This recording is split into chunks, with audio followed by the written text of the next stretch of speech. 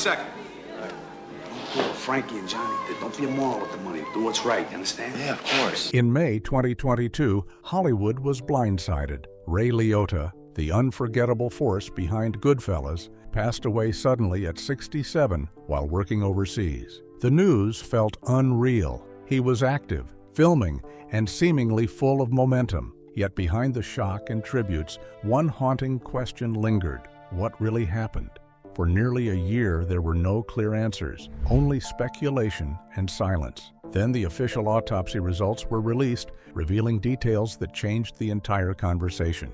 What doctors ultimately found painted a far more complex picture than anyone expected. The adoption that fueled everything. Ray Liotta's story begins in New Jersey in 1954, but from the very start, it carried a sense of dislocation. He was given up shortly after birth and spent his first 6 months in an orphanage before being adopted by Alfred and Mary Liotta, a warm, working-class couple of Italian and Scottish descent who raised him as their own. Ray always knew he was adopted. He even talked about it openly as a child, once turning it into a school show and tell. But knowing didn't make it easy. Beneath the surface, there was anger and confusion, especially toward the biological parents he never knew. That emotional edge would later become part of what made him so compelling on screen. His younger sister Linda was also adopted, which helped normalize it inside the household, even if the questions never fully went away. The Liotta home in Union, New Jersey was Roman Catholic, though not strictly devout. Ray went through the rituals, communion, confirmation,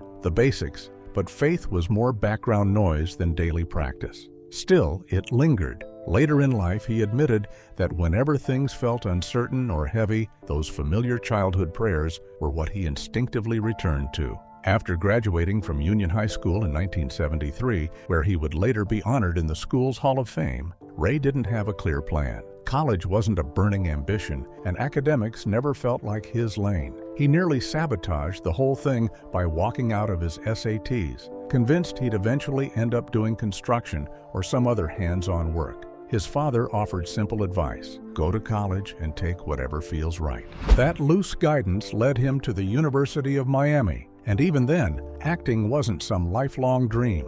In fact, his entry into drama was almost accidental. Standing in a registration line and staring down requirements like math and history, Ray felt instant resistance. Then he noticed a friend waiting in line for the drama department. On impulse, he joined her. What started as light, almost silly children's theater quickly became something more serious. It clicked. He found a space where emotion, instinct, and presence mattered more than textbooks. He graduated in 1978 with a Bachelor of Fine Arts, though not before spending his early years singing and dancing in musicals, far from the intense screen persona audiences would later associate with him. After college, Ray headed straight to New York City. Like most young actors, he needed steady work, so he bartended for the Schubert organization while chasing auditions. Things moved fast. Within 6 months, he had an agent. Not long after that, he landed the role that put him on the map: Joey Perini on the soap opera Another World. From 1978 to 1981, Ray became a fan favorite, known not as a tough guy, but as the sweet, dependable heartthrob. Joey was earnest, loyal, and constantly falling in love, sometimes disastrously. Years later, during an appearance on The Bonnie Hunt Show, Ray was shown clips from those early days and reacted with genuine surprise. Watching himself play the clean-cut hero felt almost surreal. Joey Perini was the complete opposite of the dangerous, volatile characters that would define his film career. On the soap, he was gentle, respectful, and devoted to his mother. But being a soap character meant life was never simple. Joey's storyline veered into full melodrama. A heartfelt proposal followed by sudden tragedy, a hospital stay that led to falling for a nurse who turned out to be incredibly wealthy, and a marriage undone by secrets and misunderstandings. It was over-the-top, emotional storytelling, and Ray leaned into every beat, the break that nearly slipped. After putting in several steady but limiting years on the soap opera Another World, Ray Liotta reached a breaking point. In 1981, he made the classic high-risk move and headed west to Los Angeles, chasing something bigger, a real shot at movies. Hollywood, of course, wasn't built for easy entry. The industry often favors familiar last names and insider connections, and while talent still matters, access usually decides who even gets in the room. Ray arrived without shortcuts. The early years were thin. He picked up small roles where he could, including a brief appearance in a short-lived Casablanca television adaptation and a guest spot on St. Elsewhere. To keep improving, he enrolled in acting classes taught by Harry Mastro George, a respected coach whose students included future heavyweights like Bryan Cranston and Jimon Hounsou. What made those classes even more remarkable was who was sitting beside him. Ray was training alongside Kevin Costner, Stephen Bauer, and Bauer's then-wife, Melanie Griffith. At the time, they were all just working actors trying to get noticed. By 1986, Griffith caught her break when she landed a lead role in a new Jonathan Demme film called Something Wild. Ray, now 30, felt stuck. His career wasn't collapsing, but it wasn't moving either. Reaching out for help didn't come naturally to him, and it took some convincing before he even considered calling Griffith. He wanted success to come on his own terms, not through favors. Still, his parents, both politically minded, reminded him of a hard truth. Progress sometimes requires picking up the phone. Word of the role had already been floating around his acting class, but his agent couldn't secure an audition. Griffith, already cast, had influence and made it clear to director Jonathan Demme that Ray was someone he needed to meet. That recommendation opened the door. Ray walked into the audition tense but prepared. He pushed his nerves aside, focused on the work, and delivered a raw, explosive scene opposite Jeff Daniels. When he left the room, he felt he had done everything he could. Then came the waiting. Days passed. Confidence gave way to doubt. By midweek, he was already convincing himself that this was another missed chance and that time was slipping away. Then the call came. Demme told him the role was his. It was a release of years of frustration, patience, and quiet belief finally paying off. Something Wild changed everything. Ray's performance was electric, unpredictable, and impossible to ignore. Critics took notice immediately. The industry did too. A Golden Globe nomination followed, and overnight, Ray Liotta became a name people remembered. But with that attention came a new concern. The intensity that made him stand out also threatened to lock him into one type of role. Scripts flooded in, many of them leaning hard into violent or unstable characters. Instead of riding that wave, Ray slowed things down. He waited a year before choosing his next project, determined not to be boxed in too quickly. He deliberately softened his image with the emotional drama Dominic and Eugene, then followed it with one of the most iconic turns of his career in Field of Dreams, playing the quiet, mythic ghost of Shoeless Joe Jackson. It was a performance built on restraint rather than aggression, and it showed a completely different side of him. Later in life, Ray looked back on that period with mixed feelings. He understood the caution, but he also recognized the missed momentum. The roles he turned down might have pushed his career even further, even faster. At the time, though, he was guided by instinct rather than strategy. And that instinct, sometimes hesitant, sometimes fearless, was exactly what shaped the unpredictable, unforgettable career that followed. The gamble that paid off. In 1990, Ray Liotta stepped into the life of real-world mobster Henry Hill in Goodfellas, directed by Martin Scorsese. The film would go on to become a cultural landmark, celebrated by critics, embraced by audiences, and immortalized in cinema history. But long before the accolades rolled in, landing that role was anything but guaranteed. Scorsese had taken notice of Ray after seeing his explosive performance in Something Wild. That impression was strong enough to earn Ray a meeting, but not an audition in the traditional sense. Instead of reading lines, the two simply talked. It was informal, intense, and intimidating. Every actor in Hollywood wanted the part, and Ray knew it. The pressure was enormous, even if the process didn't look like one. The real test came later, in an unexpected place. Both men found themselves in Venice for separate projects, and Ray, eager to stay visible, tried to approach Scorsese in a hotel lobby. With tensions high around Scorsese at the time and security on full alert, Ray barely made it a few steps before being blocked and pushed aside by bodyguards. From across the room, the two men locked eyes. Ray didn't argue or force the moment. He stayed calm, acknowledged the situation, and quietly stepped away. That brief, wordless exchange stayed with Scorsese. Later, he explained that while Ray was already on his shortlist, there was still one major concern. The role of Henry Hill wasn't just another character. It was the spine of the entire film. Ray had to look authentic, carry authority, project innocence, and still be charming enough to draw audiences into a world filled with violence and moral decay. Watching how Ray handled himself in that tense lobby moment showed him something important: restraint, confidence, and quiet control. That was the moment everything clicked. Even then, the battle wasn't over. Convincing Warner Brothers was another challenge entirely. Producer Irwin Winkler wasn't sold. From a studio perspective, Ray simply wasn't a big enough name to anchor a major release. According to longtime Scorsese collaborator Barbara DeFina, executives wanted star power that would guarantee ticket sales. The alternative ideas were wildly different. Winkler later admitted that names like Tom Cruise were discussed for Henry Hill, with Madonna even considered for Karen. At one point, the project threatened to drift far from the gritty realism that would eventually define it. Ray refused to fade quietly into the background. In a chance encounter outside a Los Angeles restaurant, he finally confronted Winkler face to face and made his case. It wasn't arrogance, it was conviction. He laid out why he understood the role and why he was right for it. That conversation changed everything. The very next morning, Winkler called Scorsese and admitted he finally saw what the director had been fighting for. Even with Ray attached, the studio still wasn't completely sold. They needed something, or someone, to make them feel safe. That reassurance came the moment Robert De Niro signed on. Once De Niro stepped in, and with Joe Pesci and Scorsese reuniting after Raging Bull, the whole energy around the project shifted. This wasn't just another crime film anymore. It had real weight behind it. Now the studio felt comfortable taking a gamble on a lesser-known leading man.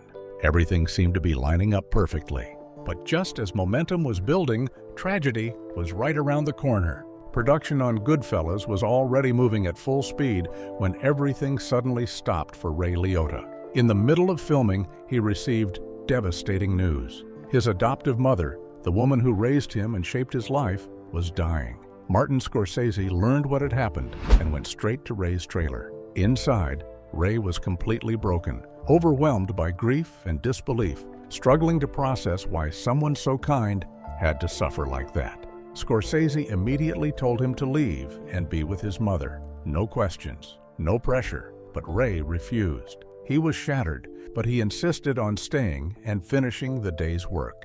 Scorsese checked again, making sure this wasn't bravado or denial. Ray was certain. They walked out to the set together. That day's scene was supposed to be celebratory, the crew marking their first big score, laughing, drinking, riding high.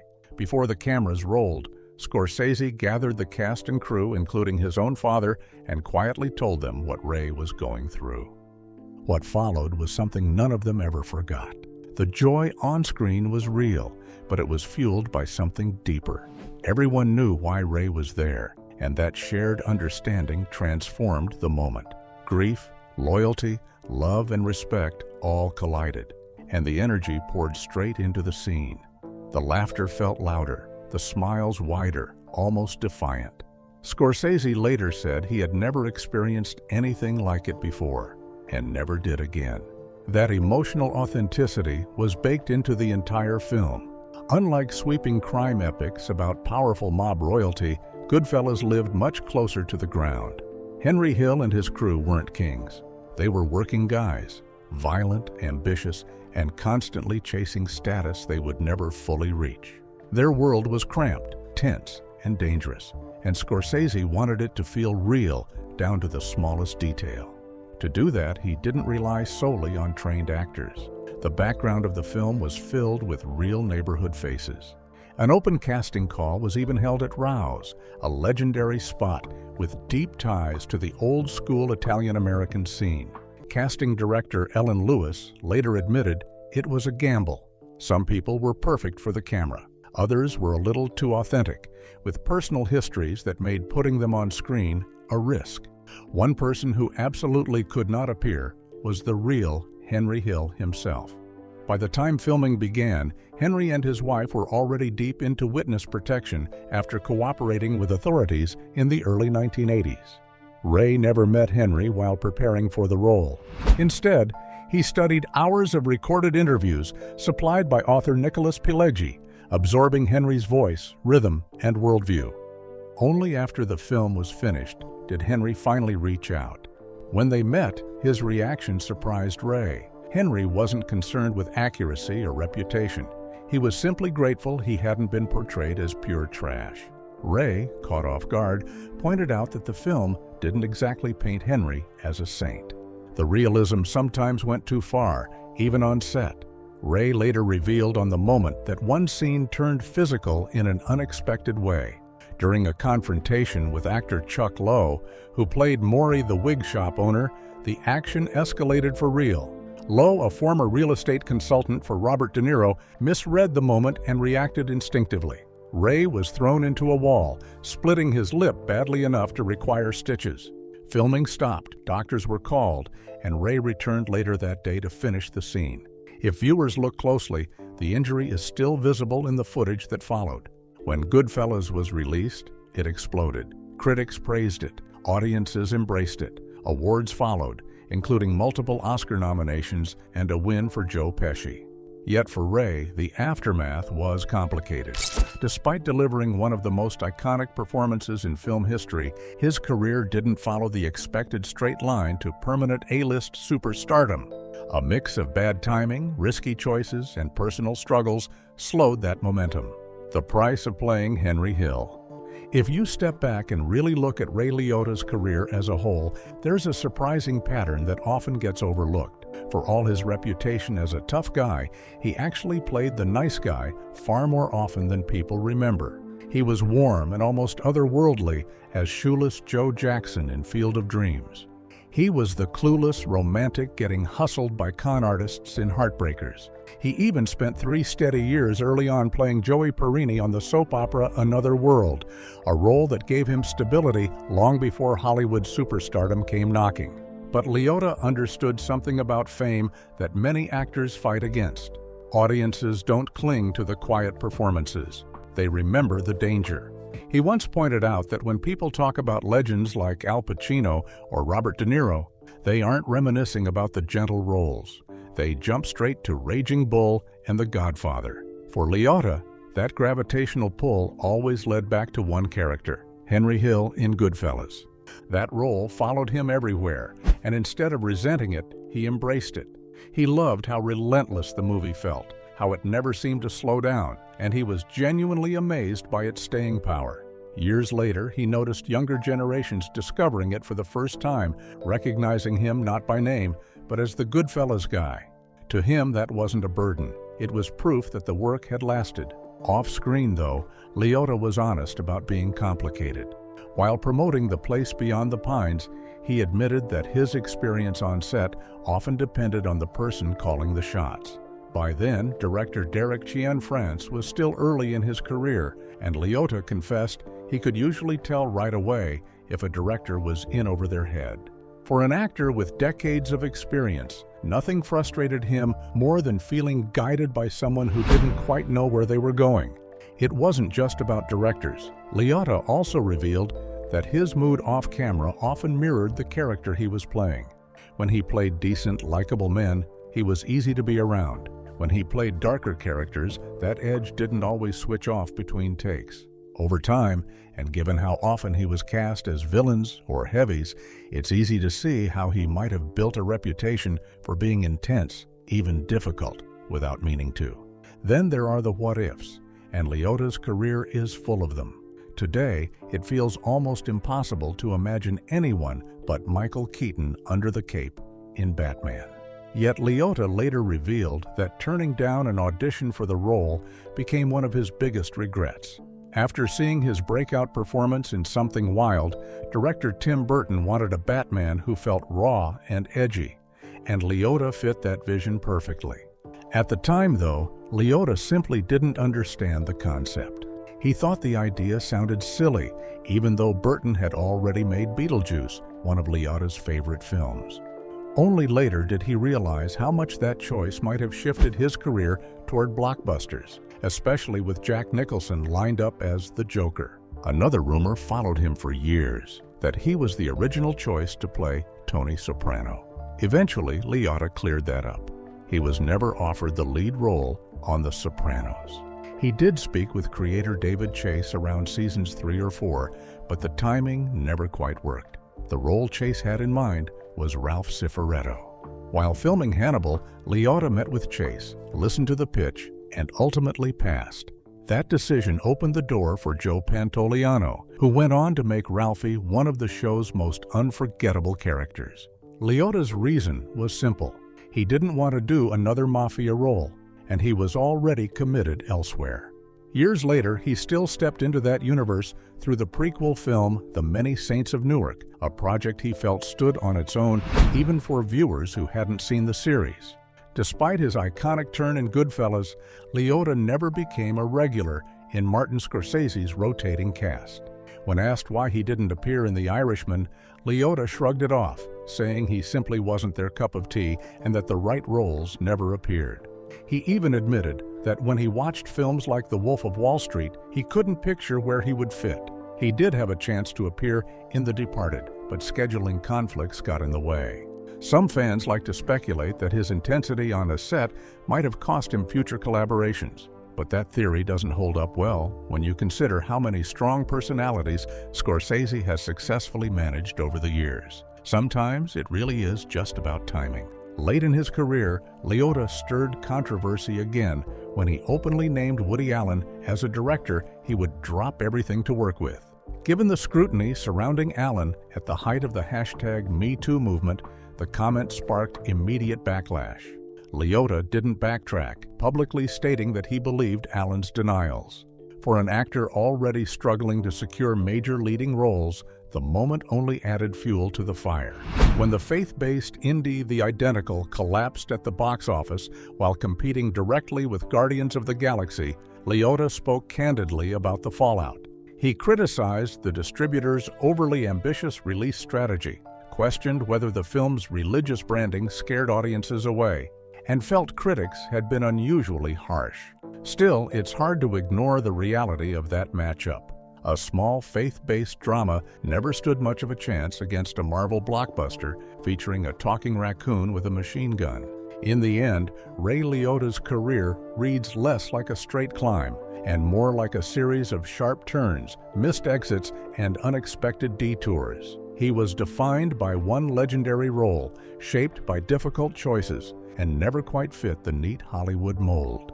1 year later, Ray Liotta's Autopsy reveals true cause of death. In May of 2022, the acting world came to a sudden standstill. Ray Liotta, a performer whose presence could fill a screen with menace, charm, or quiet vulnerability, passed away at the age of 67. For many movie lovers, his name was forever tied to Goodfellas, the landmark film that cemented his place in Hollywood history under the direction of Martin Scorsese. The news broke quietly, but hit hard. Liotta died peacefully in his sleep while in the Dominican Republic, where he was working on the thriller Dangerous Waters. He was not on set at the moment. Instead, he passed away between filming calls, a detail that only deepened the shock. He was still actively working, still moving forward, still very much in the game. Those closest to the production were devastated. Word spread quickly through Hollywood, and the response was immediate. Tributes poured in from every corner of the industry, but one voice stood out above the rest. Scorsese, the man who trusted Liotta to carry one of the most demanding roles of his career, spoke with deep emotion. He reflected on Liotta's rare courage as an actor and the sheer weight of playing Henry Hill, a character with endless layers across an exhausting shoot where Liotta was front and center almost the entire time. To Scorsese, it was a collaboration he would always be proud of, cut short far too soon. In the days that followed, there were more questions than answers. No official cause of death was released, and that silence lingered heavily. What made it even harder to accept was how strong Liotta seemed just before his passing. Photos had surfaced of him staying fit, and his schedule was packed. Alongside Dangerous Waters, he had multiple projects lined up and had recently spoken about how busy he felt, even after decades in the business. He believed there was still more ahead of him. Online, fans turned his social media into a memorial. His final post, promoting his role in Cocaine Bear, became a place for people to share stories, gratitude, and grief. Many spoke about discovering his work through Goodfellas, watching it with family, and being completely drawn in by his voice and presence. Fellow actors echoed that sentiment.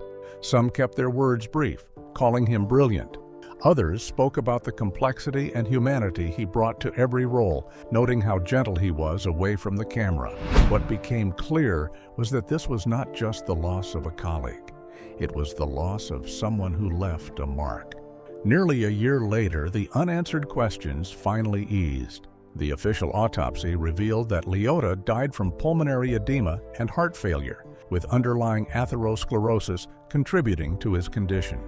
In simple terms, fluid had built up in his lungs, and his arteries had hardened over time, making it harder for his heart to do its job. Authorities confirmed the death was natural and nonviolent, a tragic convergence of health issues rather than anything suspicious. Even in death, Liotta continued to be honored. He was posthumously awarded a star on the Hollywood Walk of Fame, a fitting tribute to a man whose work shaped generations of film fans. His daughter, Carson Liotta, accepted the honor on his behalf, turning the ceremony into a moment of remembrance rather than celebration. Industry figures spoke about his range, his fearlessness, and the way his characters would live on long after the credits rolled. Ray Liotta may be gone, but his legacy is firmly etched into film history.